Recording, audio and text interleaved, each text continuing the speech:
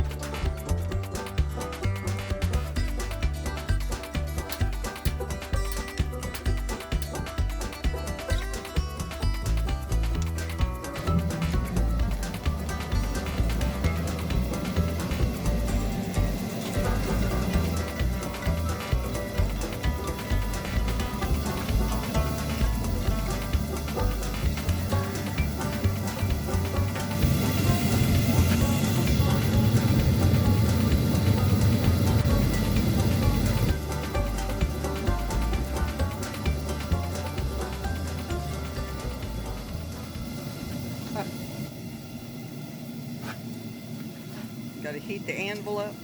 Yeah, it'll suck the heat right out of that.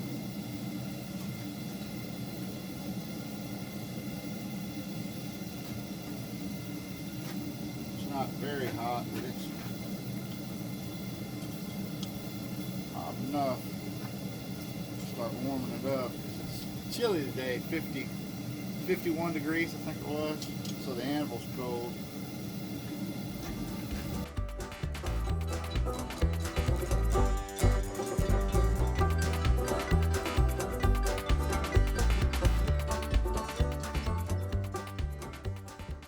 Good files and brass and stuff, you know.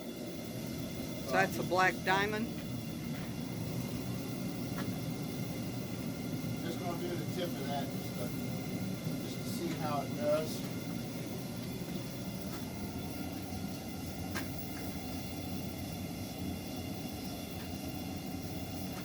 So you're testing the file to see what type of metal it is?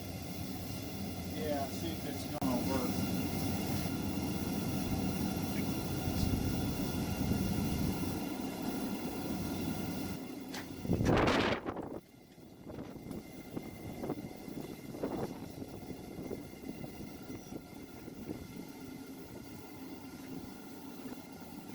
See the heat? I didn't dip all this, just the tip. I want to see how it snaps. You know what I'm saying? Okay. And so the heat will run down in there and temper it. And I'm trying to keep, that's why I keep dipping it to cool off. I'm not dipping in the whole thing because we're going to have to run this through some normalizing cycles. Okay.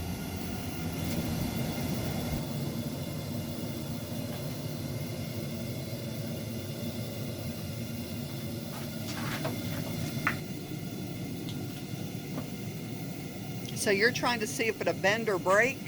Bend or break. Woo. Yeah, that's what I'm It broke. looking for. My anvil giving on me.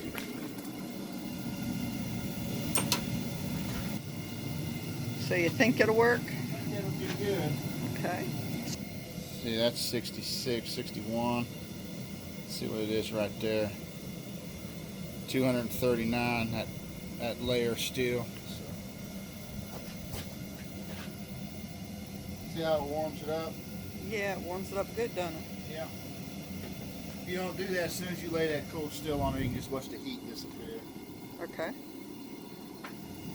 And you want to keep it warm so you can work it. Exactly. So we're going to do a mono steel just out of that file. Cycles, normalizing cycles and take the brittleness out of it so we can work it. And so we'll heat it up and then we'll let it cool down on its own. It'll actually get hot in water. because it's a probably W1 steel. I don't know for sure, but it's certainly a water cooled steel. So we'll flash it in the water, and then I'll take it to the oil. I don't want it to get too hard, you know, and then we'll temper it down.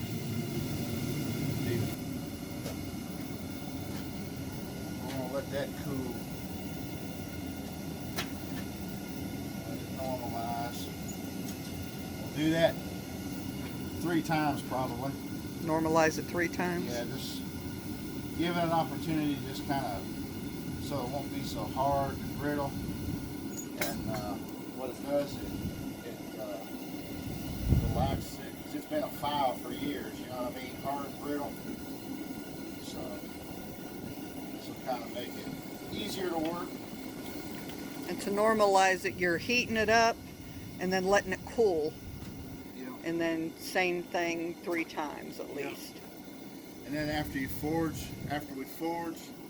we'll, which it won't take too long, but you're moving steel molecules. You're moving the molecules around. And so then we'll normalize about probably 3 more times. And that lets them molecules kind of settle into space. Somebody said at one time it's kind of like getting a massage when your muscles get all knotted up. And that's kind of what it is for steel, you know, it's like giving it a massage. Lets it get all rested and molecules get kind of back in place. Okay, holding at 1731 now. Yeah, 32. It's going up. Still going up slow. That's 1,732 degrees Fahrenheit. What is the optimal temperature It depends on the steel. for working with this type of steel? You know, I don't know what the optimum temperature is for W1 exactly. But I'd say probably right around 1800 degrees, somewhere around there probably. So where we're at, 1742, 1800. Still just warming up. And we're just trying to keep it toasty. We're not ready to forge yet.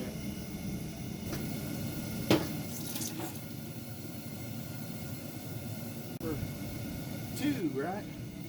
Normalization cycle number 2? Yeah. I'll let it cool all the way down and put it back in for a 3rd. You know, you could anneal it, and annealing takes a long time. It takes, I don't know exactly how many hours, depends on the thickness of the steel and all that, but normally like a 24-hour period, you know, where you start off hot and then it goes down like a couple of degrees every hour. You know what I'm saying? So it takes a long time to anneal something, and when that steel gets cooled off, it'll be the softest it's ever going to be. You know what I'm saying? And that's the annealing process. But we're just normalizing it. Okay.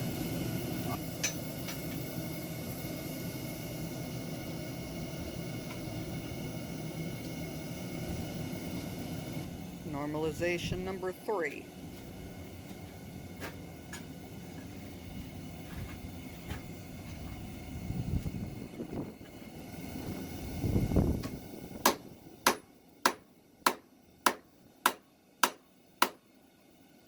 Now when you're cutting like this, you see that black line coming through? Mm-hmm. That's close to the edge. You know, you don't want to hit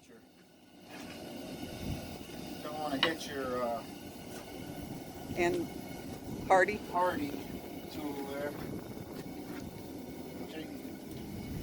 I lost a little heat talking, but see how that does? Sweet.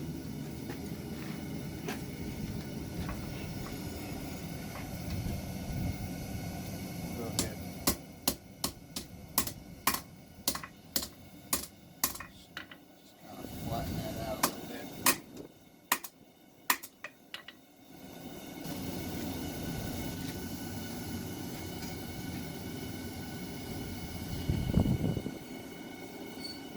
I have an idea of what I'm going to do. It's going to be a bushcraft type of knife, style of knife, with a Scandi grind on it. Just a mono steel, like I said, and just made from this file. I wanted to make one from a billet of Damascus. I got a nice billet of Damascus on the grind side of the shop that I made and for my son, and he hadn't been around. I was telling him the other day, I said, I won't use that billet. But I was kind of teasing with him, kind of truthful, but kind of teasing. But he's planning on coming, and he's going to make a knife out of it. So I just decided that we'd make a mono steel knife. So this ought to make a good knife. Like I said, a bushcraft style knife. What I'm going to do for a handle, I've got some micarta back there. We've got some maple. I've got some deer antler, and I've got some bone. I've got some elk antler. I've got all kinds of antler. I don't know what I'm going to do. We'll just have to see how the spirit moves. You want to hit back.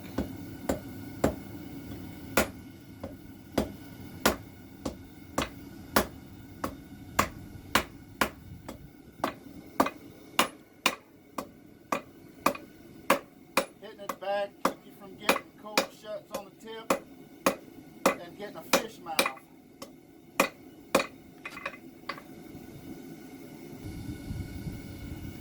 Did you see how that just started tipping it over? I'm going to make this a kind of drop point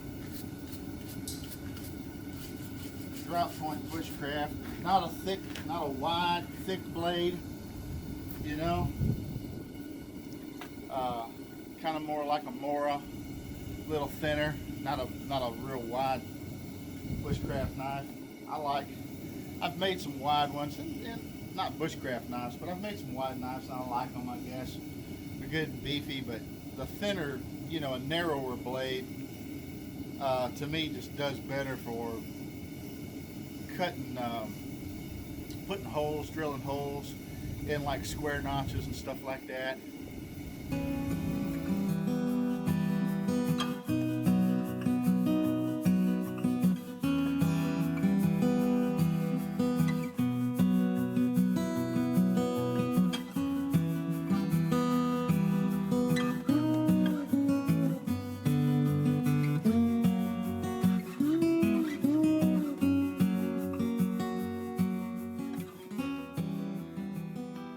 Something I've been doing since I was a little kid, and I enjoy doing it.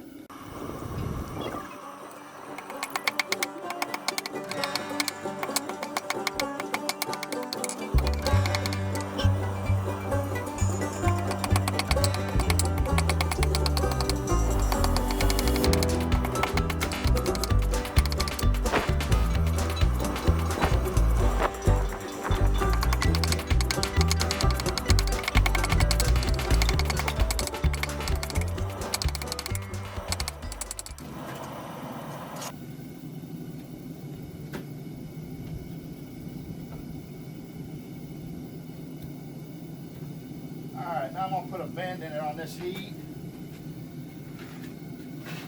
Downward.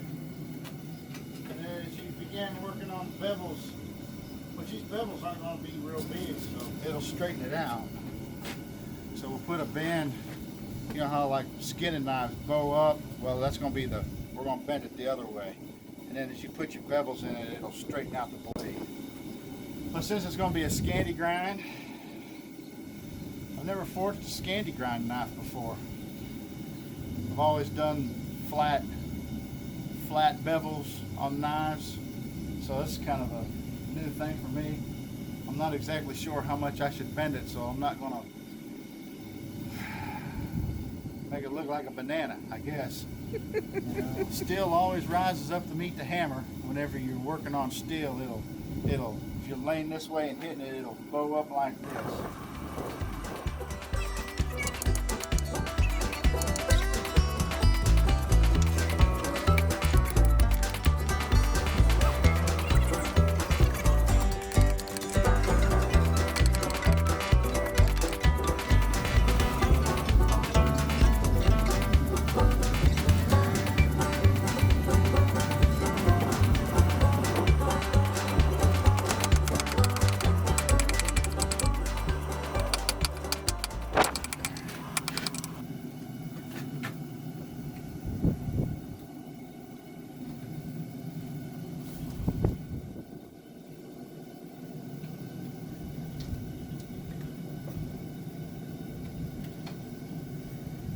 take this twist out of it, keep it straight, hopefully while we're forging now. Guess I could use the press. Now what we're going to do, we're going to bevel this inside. And I want about a 4.5, 5-inch blade, somewhere around there. So that inside will get beveled.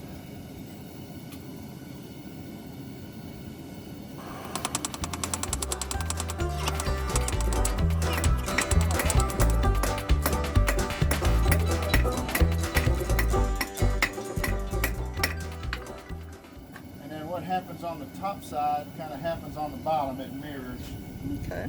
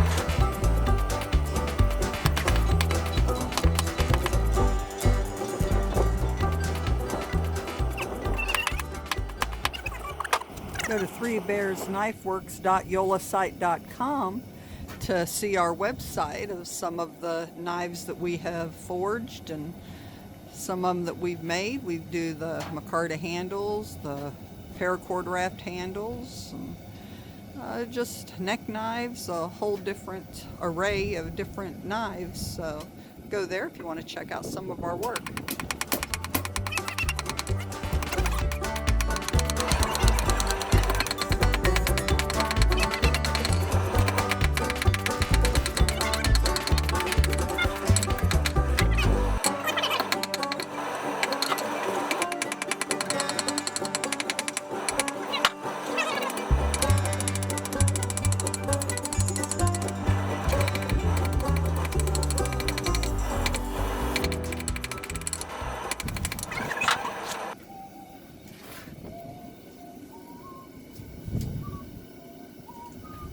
That's about the length of the blade, all I want right there.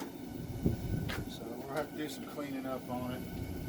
The tip I didn't get in as good as I normally do, I guess, since it's been so long since I forged.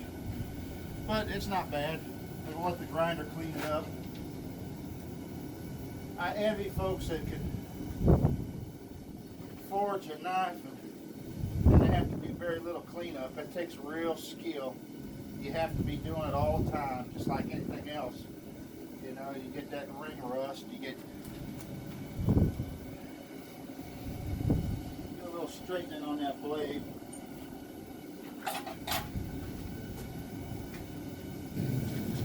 Our little air compressor press, it's a 20-ton. It struggles, but it sure comes in nice when you're making Damascus billets, forged welded Damascus. It makes it nice when you're doing that, but it's might near worthless. But it's better than using a sledgehammer all the time, you know, or big hammer all day, stuff like that. So I'd love to get us a power hammer, and a better press. Better press. But on our funds, it's just not able to do that unless we find something really inexpensive. But what you pay for is what you get.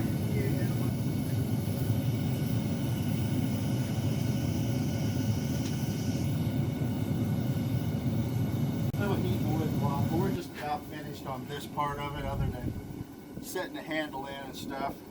So we're just about finished on this stuff. I'm going to work on these bevels a little bit more, clean them up some, and then we'll work on getting where we want the handle to be.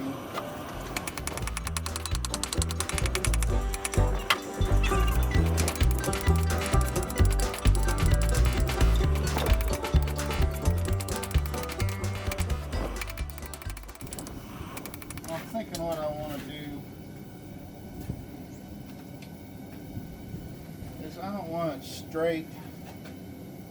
I like a little bit of a choil.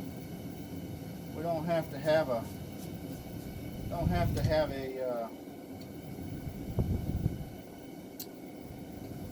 can't think what it's called off the top of my head. So I think what we'll do, we'll put a little bit of a choil in here. A ricasso, that's what I was trying to think of. We don't want ricasso, so we're going to put a little bit of a choil here. I just used the end of the anvil. And then we'll come back. We'll suck it up a little bit here. Something like that. I want a little bit of a hook in here. Now when we put the handles on it, the scales,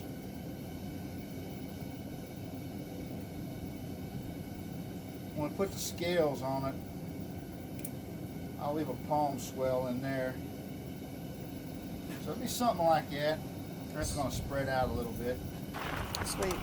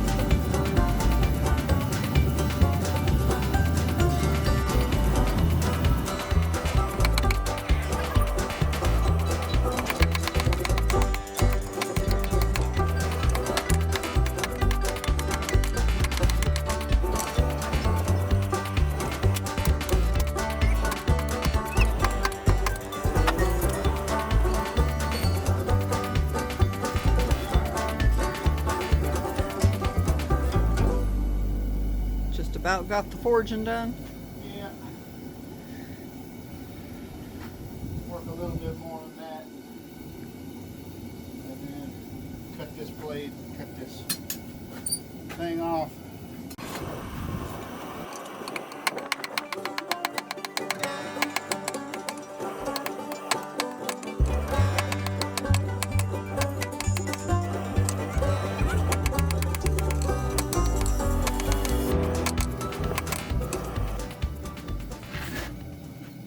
I said this would move back because we're moving this steel.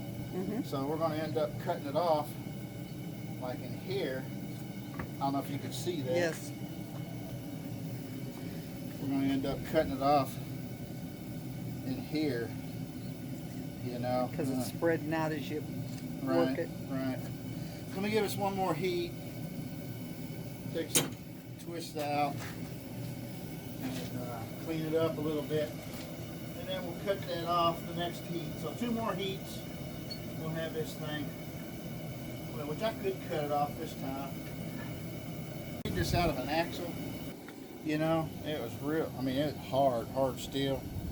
And it just, I've noticed I like the curved ones more. And this is a cut-off hardy? A little better. Yeah, this is called a cut-off hardy, but I like them when they got some curve to them. They cut better. You know what I'm saying? So I'd have to do some forging in here and forging in here. And I just didn't take the time to do it. But you made that one, right? Yeah, I made that. Can't you tell?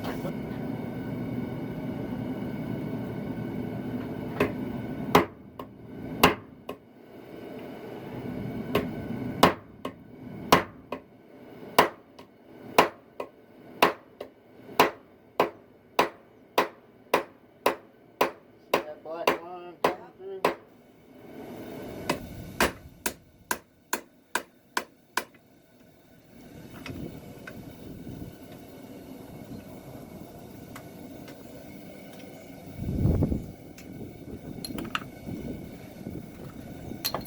step on that.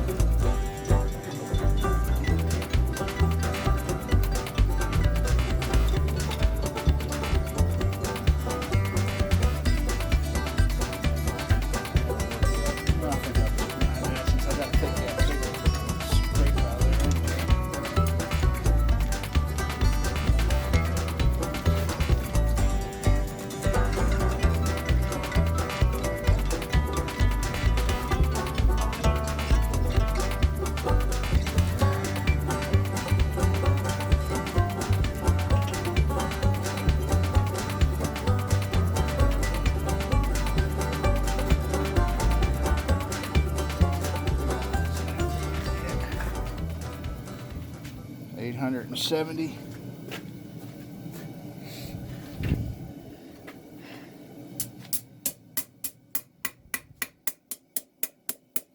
Just light tapping.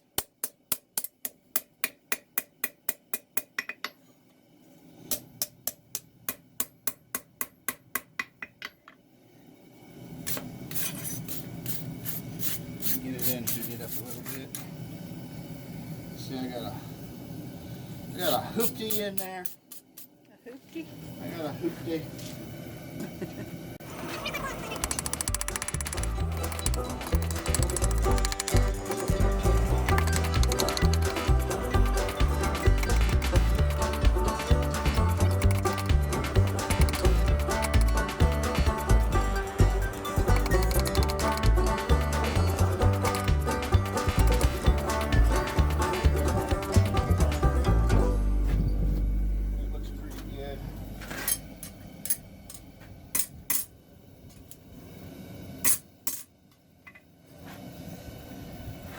Close enough, and I'll finish up the handles on the back side. Alright, heat it up, let it cool, normalize. Alright, I'm going to bring this all up to temperature, the blade, handle and everything, and then I'm going to shut it down and slide that piece of insulation over the door and hold the heat in, just let it soak in there. And then we'll come back out tomorrow and I'll start, hit the grind shop? Yeah. Okay. I'll start grinding on it. So it's profiled. You know, it's a rough profile, man. I'm out of practice. You know.